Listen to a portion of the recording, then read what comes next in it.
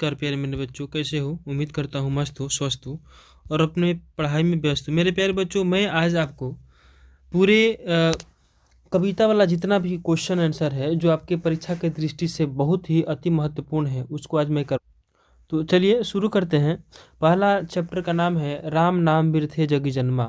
इसके लेखक है गुरु नानक देव। क्वेश्चन पूछा जाएगा। मेरे प्यारे बच्चों, पहले इस सिलेबस को समझ लिया जाए कि कितने इसके कितना पूछा जाएगा। देखिए, आपके गद्य खंड में 12 को हैं और पद खंड में काव्य खंड में भी आपको 12 है। 12-12 24 चैप्टर होते हैं और इन 24 चैप्टर से कितने क्वेश्चन पूछे जाएंगे मैं इसका विश्लेषण कर देता हूँ। 24 चैप्टर है, 12 चैप्टर और 12 चैप्टर 24 चैप्टर हैं और इस 24 चैप्टर में आपसे जो है पूछा जाएगा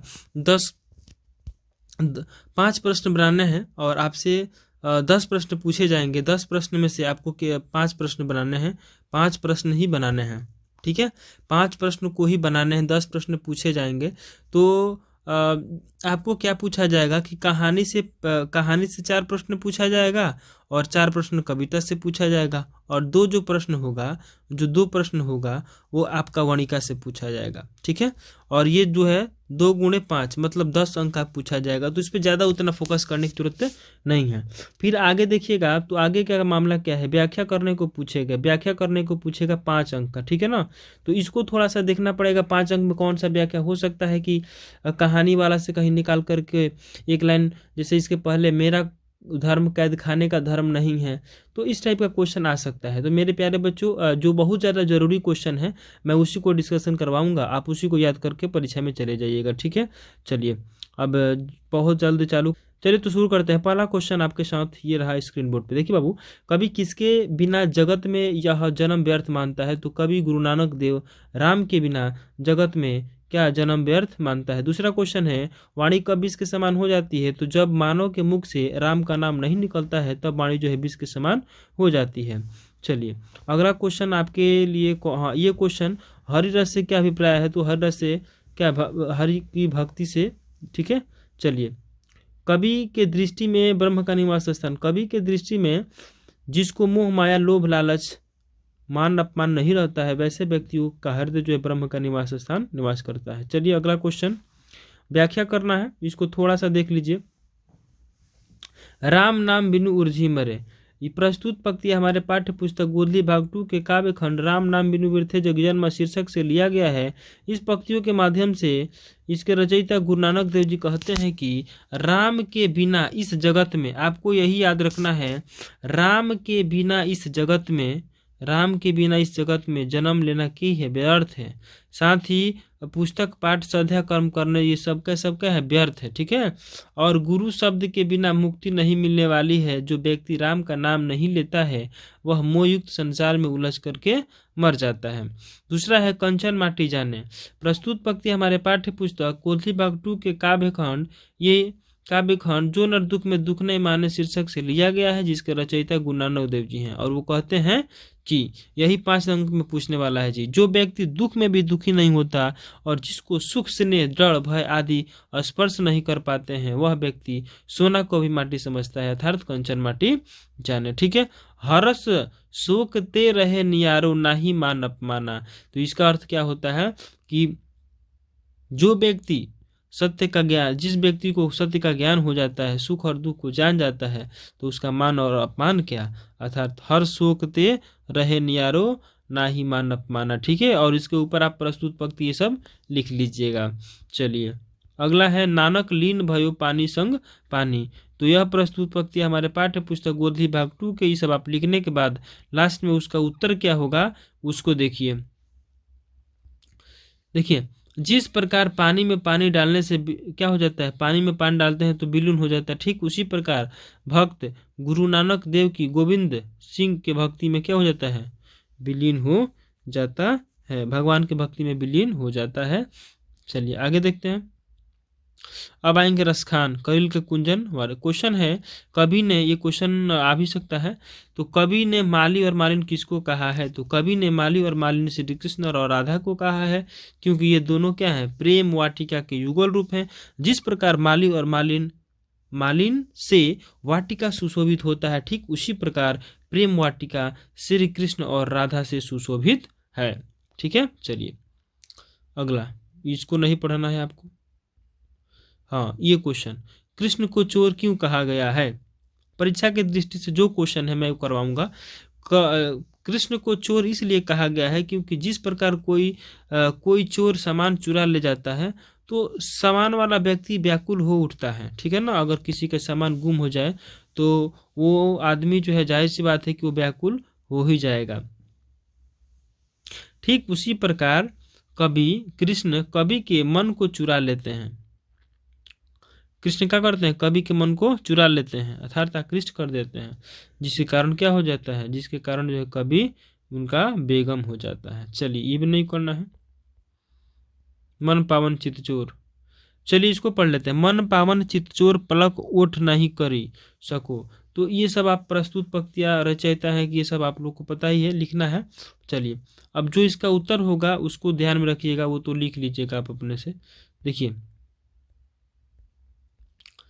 क्या बोले कि हमारे हृदय में भगवान के युगल रूप इस प्रकार स्थापित हो गया है कि हमेशा तुम्हें देखते रहना चाहता हूँ। अर्थात कभी भगवान के भक्ति में इतना लीन हो जाते हैं, आंखें हर क्षण उसी के रूप को देखना पसंद करती है। ठीक है, चलिए अगला है क्वेश्चन। अगला क्वेश्चन ये भी नहीं आपको पढ़ना है, ये भी नहीं पढ़ना है। ये क्वेश्चन, नेताओं के बारे में कवि का क्या राय है? देखिएगा, नेताओं के बारे में कवि का क्या नाम है, ध्यान से। नेताओं के बारे में कवि का राय है कि जिनसे संभल सकत नहीं धोती ढीली ढाली, देश प्रबंध करी है ये कैसे काम ख्याली। अर्थात कहने का मतलब ये है कि जो लोग, यानी कि जो लोग नेता हैं, वे लोग देश की प्रबंधक हैं ना, वही लोग पहले विदेशी वस्तुओं का प्रयोग कर रहे हैं। अर्थात उनसे भारतीय वेशभूषा धोती भी संभल नहीं पा रही है, तो वे देश को कैसे संभालेंगे, है ना। इस बात को आप लिख दीजिएगा, ठीक है। अब देखिएगा, एक क्वेश्चन और है, कवि ने डफाली किसको कहा है? तो कवि ने डफाली नेताओं को कहा है और समाज के बड़े बड़े लोग, अर्थात उन लोगों को कहा है जो लोग भारत में रहकर भारत की झूठी प्रशंसा करते हैं, ठीक है। क्योंकि सबसे पहले इन्हीं लोगों का स्वभाव विदेशी होता जा रहा है।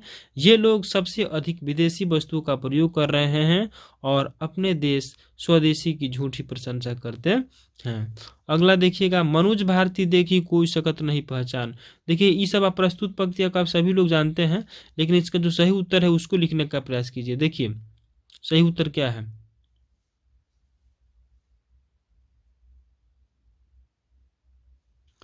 देखिए इसका सही उत्तर क्या होगा, ध्यान दीजिए। सही उत्तर क्या है उसको देखिए ध्यान से।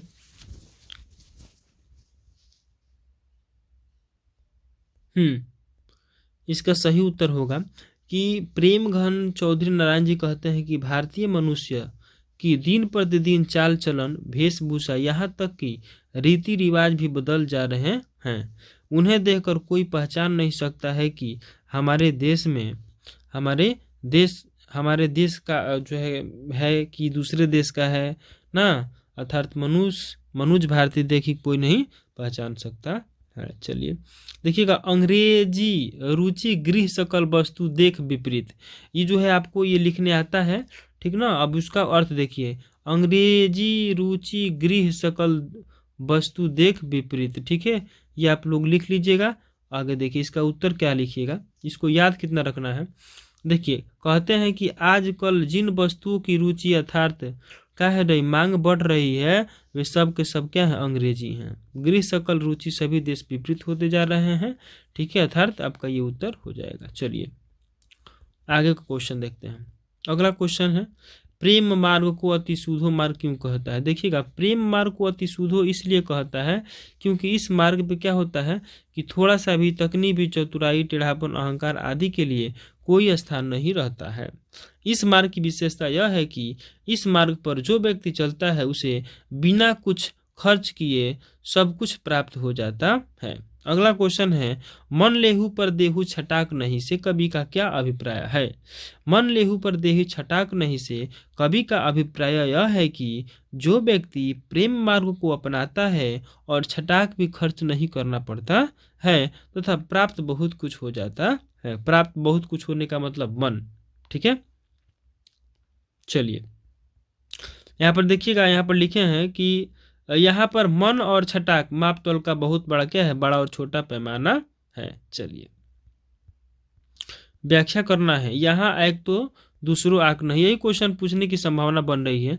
यहाँ एक तय दूसरों आक नहीं, ये क्या कहता है, ये क्या कहता है कि हे मेरी जो प्रेमिका होती है बाबू ना, प्रेम मार्ग देखिए क्या आप कहते हैं कि यह ऐसा मार्ग है जिस पर चतुराई, टेढ़ापन, अहंकार आदि क्या होता है जी, तनिक भी बर्दाश्त नहीं होता है। ठीक है, चलिए और इसका उत्तर क्या लिखिएगा, विनस।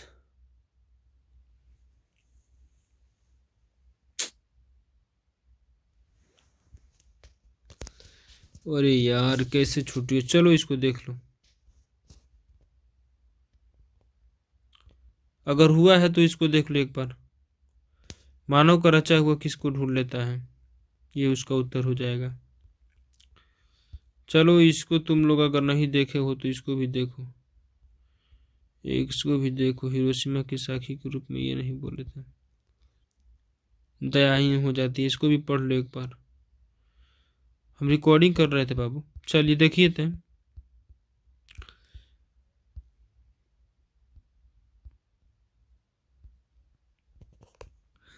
चलिए कोई दिक्कत नहीं है, अगला चैप्टर चालू करते हैं। और जिन विद्यार्थियों को दिक्कत होगा आप जाकर के प्लेलिस्ट में चैप्टर वाइज बना हुआ है, आप जाकर के प्रश्न उत्तर लिख सकते हैं, आराम से जाइएगा। ठीक है, चलिए अब आते हैं एक वृक्ष की हत्या। गाछ काट एक कुंवर तू, गाछ काट हो। गाछ काटना कुंवर जी का काम है, मतलब एक वृक्ष की हत्या के लेखक कौन है, तो कुंवर नारायण है। ठीक है, अगला क्वेश्चन ये रहा आपके बोर्ड पे, एक वृक्ष की हत्या के लेखक कौन है, कुंवर नारायण। क्वेश्चन, कवि और वृक्ष चौकीदार, चौकीदार जो है क्यों लगता है, तो इसका भी रीजन है जो कि हम बता चुके हैं, एक बार फिर से पढ़ के बता देते हैं। कवि को वृक्ष बूढ़ा चौकीदार इसलिए लगता था क्योंकि वह हमेशा दरवाजे पर तैनात रहता था तथा उसके ऊपर एक सूखा डाल था ना जी, एक सूखा डाल था जो चौकीदार की राइफल की तरह काम करता था, और उसका एक चमड़ा सा वर्दी की तरह, जो उसका चमड़ा था वो वर्दी की तरह था। ठीक है, वृक्ष और कवि में क्या संवाद, देखिएगा वृक्ष और कवि में संवाद। कवि जो अब दरवाजे पर आए थे तो वृक्ष पूछता है तू कौन हो, तेरा नाम क्या, तो कवि कहते हैं कि भाई हमारा नाम ये है, मैं तुम्हारा दोस्त हूँ। ठीक है,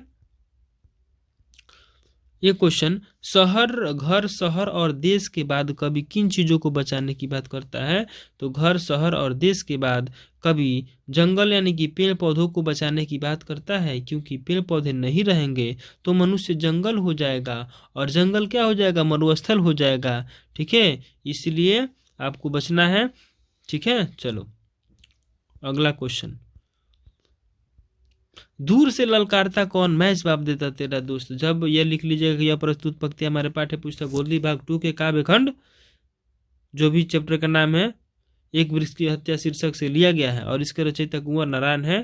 ठीक है, प्रस्तुत पंक्तियों के माध्यम से ये कहना चाहते हैं कि जैसे होगा। ठीक है, चलिए जब वो कहते हैं कि, चलिए कहता है कि मैं कहीं से दरवाजे पर आता था तो बूढ़ा वृक्ष चौकीदार के रूप में हमेशा तैनात मिलता था और पूछता था कि तुम कौन हो, पूछता था तुम कौन हो, प्रश्न करता था, तो मैं जवाब देता कि मैं हूँ तुम्हारा दोस्त। अगला है, बचाना है जंगल को मरुस्थल हो जाने से, बचाना है मनुष्य को जंगल हो जाने से। अर्थात मेरे कहने का मतलब ये है कि अगर वृक्ष नहीं रहेंगे तो जंगल मरुस्थल नहीं हो जाना।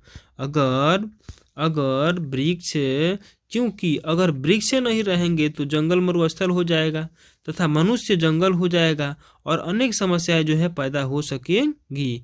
बचना है तो मनुष्य को जंगल हो जाने से बचाना होगा। अगर आपको बचाना है तो मनुष्य को जंगल होने से बचा लीजिए। ठीक है, चलिए अगला क्वेश्चन, नींद से जो है बीरेन डंगवाल इसके लेखक हैं, बीरेन डंगवाल इसके लेखक हैं, याद रखिएगा। चलिए, क्या कवि जो है गरीब बस्तियों का उल्लेख करता है तो क्यों करता है? देखिएगा, कवि का कहना है कि गरीब बुद्धि के जो है गरीब होते हैं ना, बहुत कम बुद्धि के होते हैं ना, कम, इसी बुद्धि के कारण वे समझते हैं कि गरीब या अमीर होना ईश्वर की देन है। यह सोचकर अत्याचारियों का विरोध नहीं करते हैं और अज्ञानता की अंधकार में डूब रहते हैं ना जी, डूबे रहते हैं और ये शोषण के क्या हो जाते हैं, शिकार हो जाते हैं। चलिए अगला क्वेश्चन।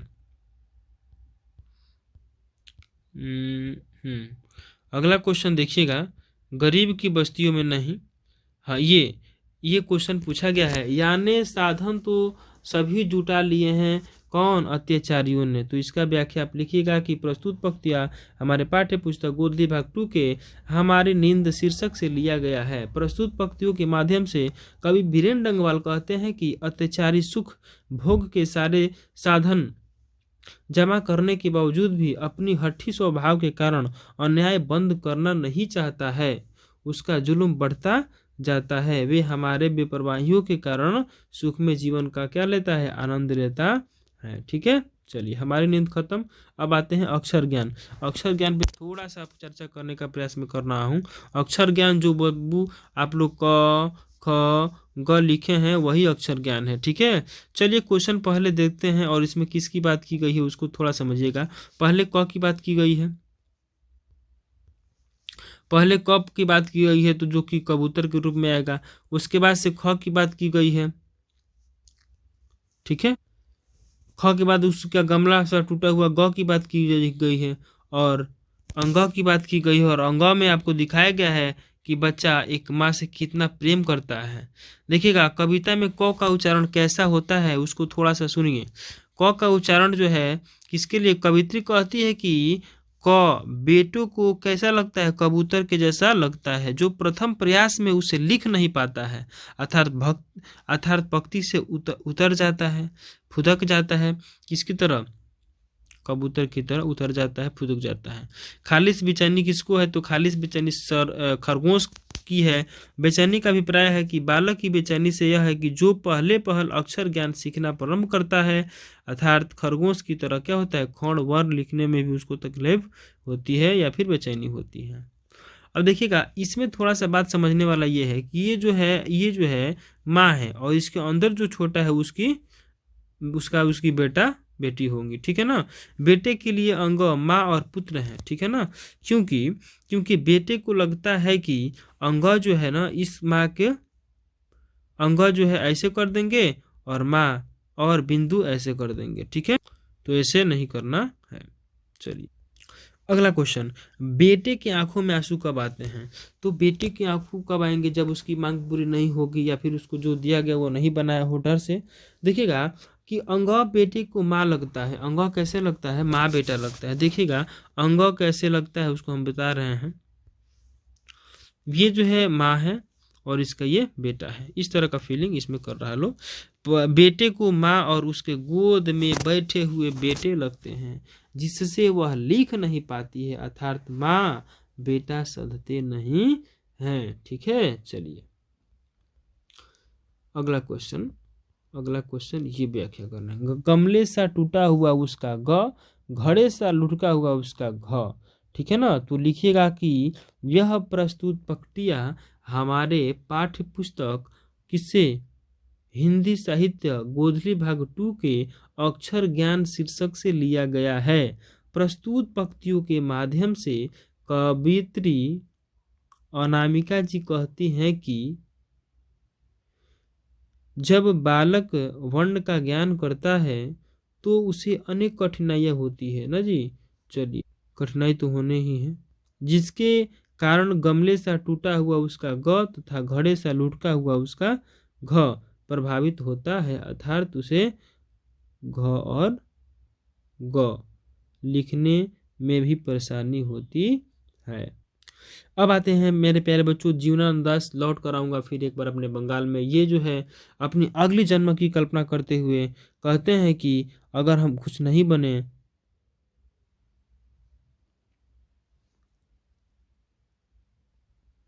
चलिए पहला क्वेश्चन है कि कवि किस तरह के बंगाल में जन्म लेने की बात करता है। तो कवि वैसे बंगाल में लौटकर आने की बात करता है जहां धान के खेत हो, बहती हुई नदियां हो, ठीक है ना, अर्थात प्राकृतिक संपदा संपन्न हो।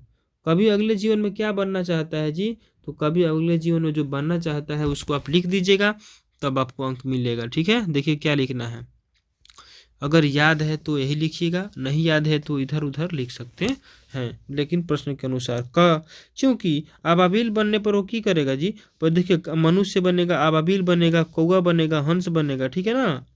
अच्छा, क्योंकि अबाबिल जो होता है ना, बनने के लिए वातावरण को क्या मधुरमय होना चाहिए। मनुष्य बनने पर धान की खेती का आनंद लेगा। कौवा बनने पर क्या करेगा जी? अगर उसकी जन्म मान लीजिए कौवा में हो गई तो क्या होगा? कौवा बनने पर पेड़ की डालियों पर झूला झूलेगा। तो हंस बनकर किसी दिन अगर समय मिला तो वो क्या करेगा? जो नदियों में कूद जाएगा ना। चलिए अगला चैप्टर है आपका, कौन सा चैप्टर है जी? चलिए पहले क्वेश्चन देखते हैं। कवि किनके बीच अंधेरे में होने की स्पष्टता करता है? तो जो कवि है ना वो जीवनानंद दास है। अंधेरे में सारस पक्षी के सामने बादलों के बीच में होने की बात करता है। और कवि का कहना है कि जिस प्रकार सारस पक्षी अंधेरे में भी अपना कार्य को क्या कर लेता है? समाप्त कर लेता है। ठीक उसी प्रकार अपने कर्म चिंता में व्याकुल होकर उस हसीन अंधकार में मग्न रहने की कल्पना करें। ठीक है, अगला क्वेश्चन है, अगला क्वेश्चन हाँ कहाँ गया? चलिए व्याख्या नहीं है क्या? चलिए चालू करते हैं। कभी अगले जन्म में ये वो लेने की बात करता है और उसको स्पष्ट लगता है कि मैं जन्म जो है मनुष्य में नहीं लूँगा। क्यों नहीं लूँगा? क्योंकि 84 लाख योनियों के बाद एक जीव का निर्माण होता है और उसी जीव से मनुष्य क्या करता है? मनुष्य का शरीर मिलता है।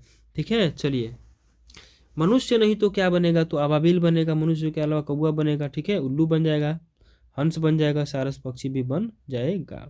चलिए इसकी व्याख्या करना है। शायद बनकर शायद हंस में किसी किशोरी का। हाँ, तो इसका उत्तर हम इसको पढ़ रहे हैं, देखिएगा ध्यान से।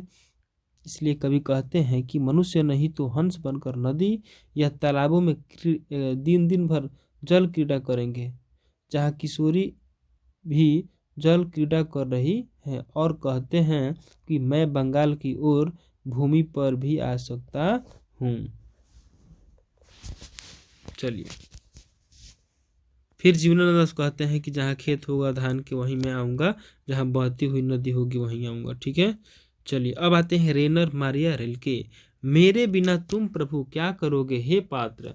ये कहते हैं हे भगवान, अगर हम ही नहीं रहेंगे तो आपको लड्डू वड्डू कौन चढ़ाएगा जी? तो देखिएगा आप रेनर मारिया रिल्के के शॉर्टकट देखिए क्या होता है। रेनर मारिया रिल्के के लेखक हैं ना जी, और इनका लिखा हुआ कविता मेरे बिना तुम प्रभु हैं। रेनर मारिया रिल्के का जन्म 4 दिसंबर 1875 को हुआ। 4 दिसंबर 1875 को हुआ।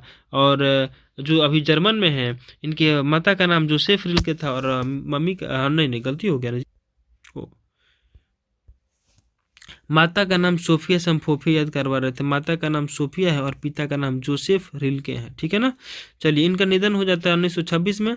और इनके द्वारा कुछ लिखित पुस्तक है, लाइफ एंड सॉन्ग है, लार्टिस्ट है, सेक्रीफाइड है ना, एडवेंटन है, ये सब आपको याद करना चाहिए। चलिए अगला क्वेश्चन है, कवि अपने जल को जलपात्र और मदिरा क्यों करता है? तो कवि जल के पात्र में जो जल है उसको मदिरा क्यों कहता है? क्योंकि जिस प्रकार बच्चे रोज पात्र के बिना ओहो क्या बोल रहे हैं, जिस प्रकार पात्र के बिना जल जो है बिखर जाता है, ठीक उसी प्रकार भगवान भक्त के बिना बिखर जाते हैं।